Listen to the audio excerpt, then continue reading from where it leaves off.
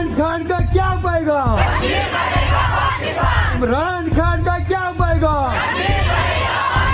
हम पाकिस्तानी हैं, हम पाकिस्तानी हैं। पाकिस्तान से रिश्ता क्या? पाकिस्तान से रिश्ता क्या?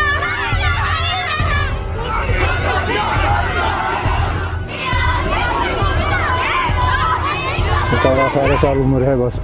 ये छोटा बच्चा अभी खास मैट्रिक तक पढ़ा हुआ है। इसको तो सिर्फ 19 दिन हो गए यहाँ से घर से गए हुए। इसको तो कई बार घर में छापा पड़ा है, कभी उठाने आया है, कभी बुलाया है, कभी कुछ है, लेकिन अब इसके पीछे लग गए तो इसको निकलना ही पड़ा। इसको तो निकलना पड़ा, जाबरन निकलना पड़ा।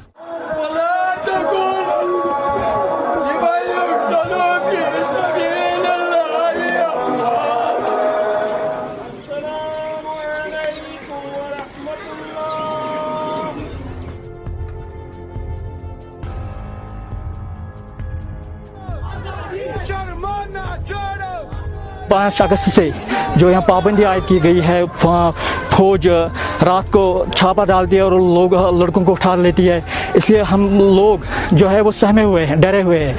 इसलिए हम ये कह रहे हैं कि जब तक हमें अपना हक नहीं दिया जाएगा हम लड़ते रहेंगे।